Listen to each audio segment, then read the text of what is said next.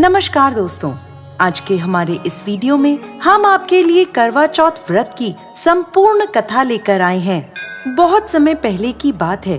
किसी साहूकार के 7 बेटे थे और उनकी एक बहन करवा थी। सभी सातों भाई अपनी बहन से बहुत प्यार करते थे, यहाँ तक कि पहले उसे खाना खिलाते फिर स्वयं खाना खाया करते थे। एक दिन जब करवा चौथ का व्रत आया तो करवा अपने ससुराल से मायके आई हुई थी। शाम को जब भाई खाना खाने बैठे तो अपनी बहन से भी खाने का आग्रह करने लगे, लेकिन बहन ने बताया कि आज उसका करवा चौथ का निर्जला व्रत है और वह खाना चंद्रमा को अर्घ देकर ही खाएगी। अपनी बहन को भूख प्यास से व्याकुल देख सबसे छोटे भाई ने पहाड़ी पर जाकर एक दीपक जला दिया और उसे चलनी की ओट में रख दिया। वापस आकर अपनी बहन से कहने लगा, बहन चांद निकल गया है, तुम अर्घ देकर खाना खा लो। करवा भागी भागी अपनी भाभियों के पास गई और कहने लगी, भाभी चलो चांद निकल गया, अर्घ देकर खाना खाते हैं। भाभियां सारी बात जानती थी। वो बोली, बाईसा अभी आपका चांद निकला है, आप अर्घ देकर खाना खा लो, हमारा चांद निकलने में अभी समय है। करवा भोली भाली भाभियों की ये बात नहीं समझ पाई और चांद को अर्घ देकर खाना खाने बैठ गई। जैसे ही पहला निवाला तोड़ा तो उसे छींक आ गई, दूसरा निवाला तोड़ा तो उसमें बाल निकल आया और तीसरा निवाला तोड़ते ही उसके ससुराल से खबर आ गई कि जैसी भी हालत में है तुरंत अपने ससुराल पहुँचे। सेठानी करवा को विदा करने के लिए जैसे ही कपड़े निकालने लगी तो कभी उसके हाथ में काला कपड़ा आए तो कभी सफेद। ये देखकर सेठानी को बहुत चिंता हुई और वह करवा से बोली, बेटा रास्ते में जो भी मिले उन सबके पैर छूती जाना, जो भी तुझे बूढ़ सुहागन होने का आशीर्वाद दे तो वहीं अपने पल्ले में गांठ बांध लेना। माँ की ये बात सुनकर करवा अपने ससुराल के लिए निकल गई। रास्ते में जो भी मिला करवा उन सबके पैर छूती गई। सभी उसे खुश रहो सुखी रहो यह आशीर्वाद देते रहे, लेकिन किसी ने भी उसे बूढ़ सुहागन होने का आशीर्वाद नहीं दिया। अब करवा जैसे ही अपने ससुराल पहुंची तो घर के आंगन में छोटी ननद खेल रही थी। करवा ने जैसे ही ननद के पैर छुए तो वो बोली, खुश रहो सुखी रहो बूढ़ सुहागन हो, दूधो नहाओ पूतो फलो। छोटी ननद के ऐसा आशीर्वाद देते ही करवा ने अपने पल्ले पर गांठ बांध ली।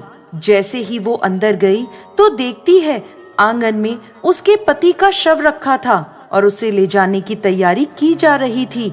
यह देखते ही करवा रोने लगी, विलाप करने लगी और कहने लगी, मैं इन्हें कहीं नहीं ले जाने दूंगी, इन्हें कहीं मत लेके जाओ।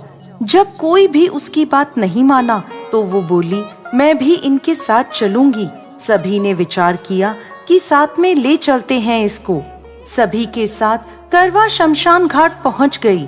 जब पति के अंतिम संस्कार का समय हुआ तो वह बोली, मैं इन्हें नहीं जलाने दूंगी। सब कहने लगे, पहले तो अपने पति को खा गई, अब उसकी मिट्टी भी खराब कर रही है, लेकिन करवा ने किसी की एक ना सुनी। सभी लोगों ने आपस में विचार विमर्श किया और उसको शमशान में ही एक झोपड़ी डलवा दी। उस झोपड़ी में करवा अपने पति को लेकर रहने लगी। अब करवा सुबह शाम अपने पति की साफ सफाई करती और उसके पास बैठी रहती थी। सुबह शाम छोटी ननद आकर उसे खाना पानी दे जाया करती थी। अब वह हर महीने की चौथ का व्रत करने लगी। व्रत करती, चंद्रमा को अर्घ देती और जब पूजा करने बैठती तो चौथ माता प्रकट होकर कहती, करवो ले घड़ी बुखारी करवो ले, भाइयों की प्यारी करवो ले। तो करवा उनसे अपना सुहाग मांगने लगती। हर महीने की चौथ माता उससे कहती, तेरा सुहाग हमने नहीं, सबसे बड़ी चौथ माता ने लिया है, उनसे अपना सुहाग मांगना।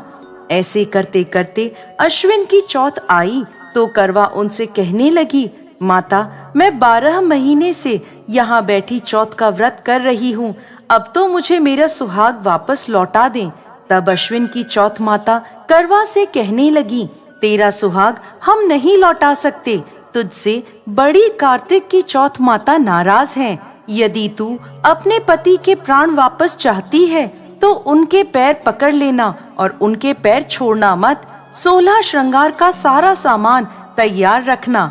ऐसा कहकर चौथ माता अंतर्ध्यान हो गईं। जब कार्तिक की बड़ी चौथ आई तो करवा ने अपनी छोटी ननद से 16 श्रृंगार का सुहाग का सारा सामान मंगवाया।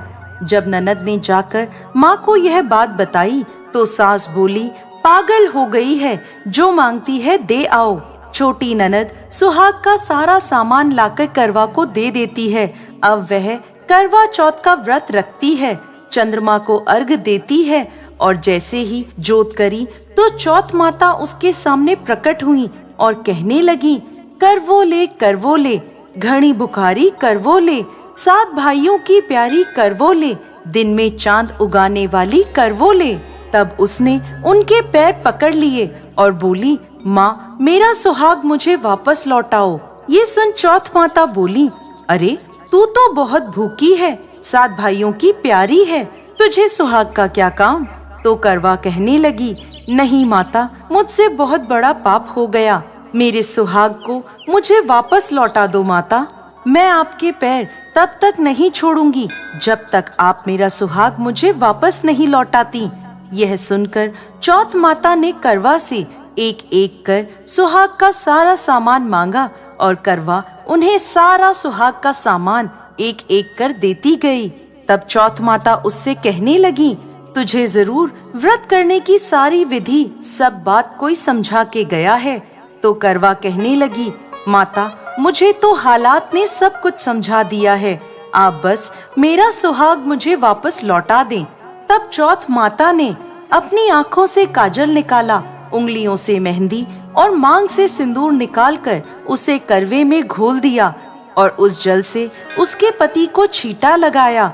छींटा लगते ही उसका पति जीवित हो गया।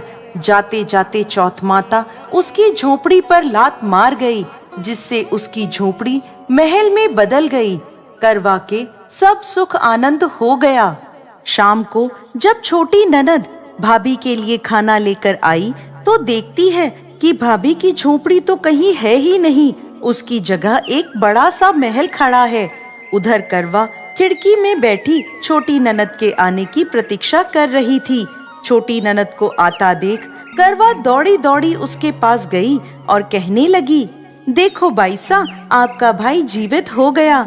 घर जाओ और माताजी से कहो कि गाजे बाजे के साथ हमें लेने आए। छोटी ननद दौड़ी दौड़ी माँ के पास गई और कहने लगी, माँ भाई जीवित हो गया। माँ कहने लगी, अब तक तो वो भाभी ही थी, अब तेरा भी उसके साथ साथ दिमाग खराब हो गया है। तो वह बोली, नहीं नहीं माँ, मैंने अपनी आँखों से देखा है, भाई जीवित हो गया है। ये सुन माँ और बेटी दोनों गाजे बाजे के साथ अपने बेटे और बहू के पास पहुँचे। बेटे को जीवित देख सास बहू के पैर छूने लगी और बहू सास के पैर छूने लगी और कहने लगी, माताजी देखो आपका बेटा जीवित हो गया। तो सास बोली, बहू मेरा बेटा नहीं, तेरा पति जीवित हो गया। मैंने तो साल भर पहले ही इसका अंतिम संस्कार कर दिया था। ये तो तेरे भाग्य से वापस आया है। हे चौथ माता, जैसी पहले साहूकार की बेटी के साथ करी वैसी किसी के साथ मत करना, और बाद में जैसे करवा के पति को लंबी आयु दी वैसे ही इस कथा को कहने वाले, सुनने वाले और हुंकारा भरने वाले सब पर कृपा करना। जय चौथ माता।